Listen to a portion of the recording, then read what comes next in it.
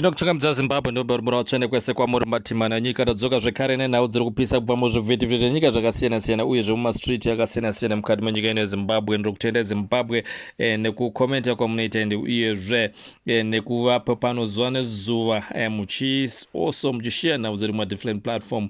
Ndisingakwesere nguva ndipinde mune nhau yatina muzuva ranhasi zviri kunzi izvo madocuments akalika aya ari kuspreada nhau iyi ye2030 resolution number 1 like fire because madocuments aya akalika akanga ari mudrowa raziyambi iro ranga richinzi ranga rakarikiwa password zvichinzi no document iri raita kuti zvinhu zvinge vanhu mukati mubato reZANU-PF vange vachipfudzana vachirona mapendekete vasingataudzani nenhava yekuti zviri mudocument iri maererano ne2030 zvinhu zviri kushamisa wakawanda.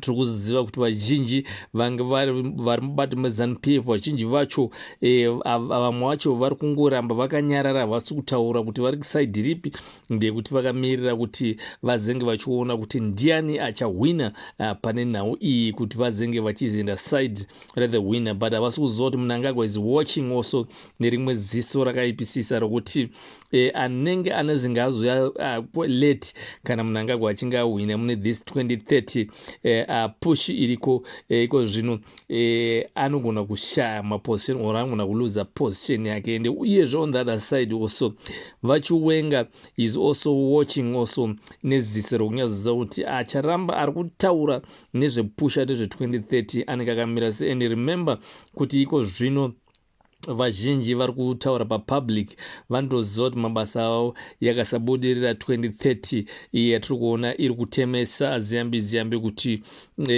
woita sei, because this one iri kunzi is like bombo rinyatsori live and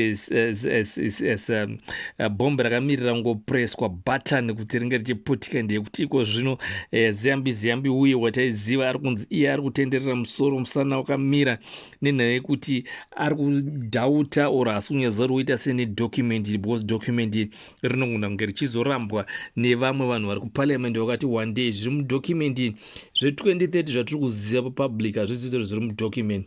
Pane zvirefu zviri mudocument zvoda kubva zvangonzi zvingosainwa document iyi parinongoenda kuparliament, asi riri kutemesa musoro vazhinji vari mukati mebato reZANU-PF kunyanya ziyambi ndeyekuti ndiye munhu achazenge achizonorepresenta document iyi kuna Jacob Mdenda and uyezve nema-members of parliament. Saka vari kutya kuti document iyi rakangopotsa rakatadza kubudirira ndo panenge pagumira ndo the end results yavo. So zviri mudocument iyi zvakaoma, zvatiri kuziva zva2030 hazvizizvo chete. Pane one party state party inofanira kunge ichiparticipata munyika yeZimbabwe, and uyezve ED ari kunzi iye mudocument is president for life, and uyezve ma-MPs ari muparliament ari kunzi ma-MPs achagara as long ED kana ari ngopo vanenge vachingochinjana. And uyezve Shibangu ndiadawo Shabangu ndiada kunzi anga achitungamirira maopposition ese. So whether kuti iwewo ukange usingawirira naShabangu anenge achingokureplacer. So it's like document iyi riri kunzi iro hakusina ma-elections munyika yeZimbabwe. As from now hakusisina ma-elections according to document iyi, panenge pasina ma-elections. Document iri kutongouya kwaro hapasina ma-elections. Vaye vatakambotaura kuti no they suppose kuti vange vachitanga kunge vachikambena vachibloka this document rakanga ratosainwa hakusina maelection. Vanenge vakugadzana vanhu muZANU-PF and document I think vachiwenga panogona kuti netsei or vachiwenga vanogona kutaura kunzi no okay hapasina ma-elections, okay you get your chance but hapasina ma-election, you get your chance under these conditions. Zvinge zvatosainira kunzi ndo zvaanenge achifanira kusainwa muchiwenga afanira kuzorevhesa zvinhu zvakadai.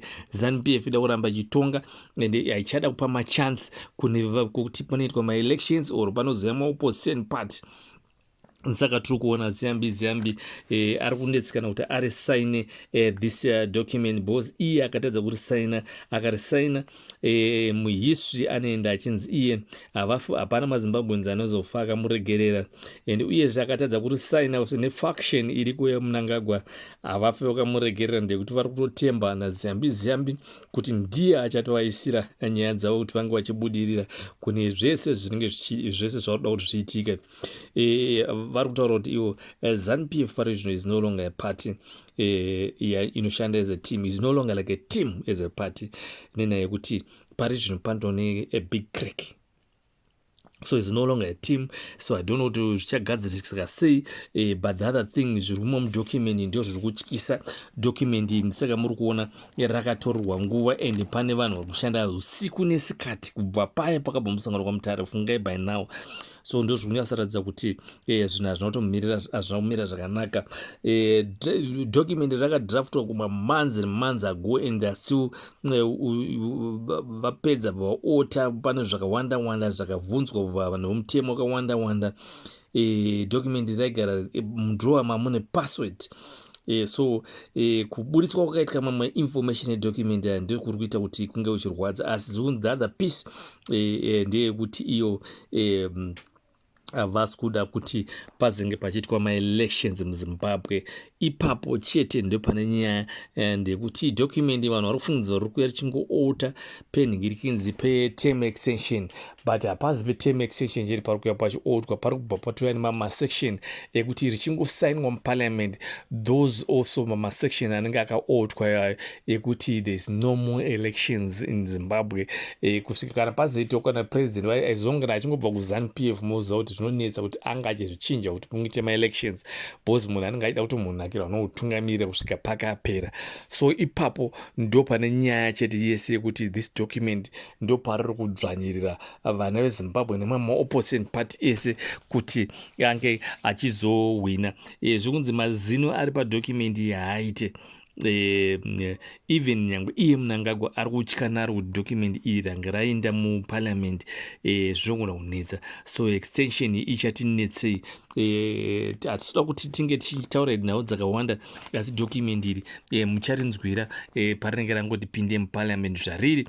Mucharangarira also nhau dzatakupai muzaro nhasi kuti takabhotaura tichiti kudii, ndekuti vakomana ava vakatenda kuChina vakanomaster that process rinoitwa kunona China ndo rauda kuintroduce muno muZimbabwe rokuti maelections is gonna be very hard kuti anga achiitwa. So the government zvangofanira communist party yekuChina ende inongoramba ichingotonga ende president anoramba aripo, zvangofanira Xi wekuChina habve zvokumhanya uye anotogara ari tongopo as president, hakuna maelections, hakuna chii, kunozongobva kuenda vosarudza mumwe futi amangs maleadership yavo yokuti ndiye anenge achitungamirira China. Ndo chiitiko chavakamasa ende chauda kuti ndochikuda kuti chinge chiite. Saka chinozonetsa kuchinjisha ndekuti kana vazvichinja ivo veZANU-PF ndio vanenge vapa kutonga chete, saka anozokwanisa kuzochiti ndachibva zvinonetsa ndekuti vanenge vakungopinzana ivo vega chete.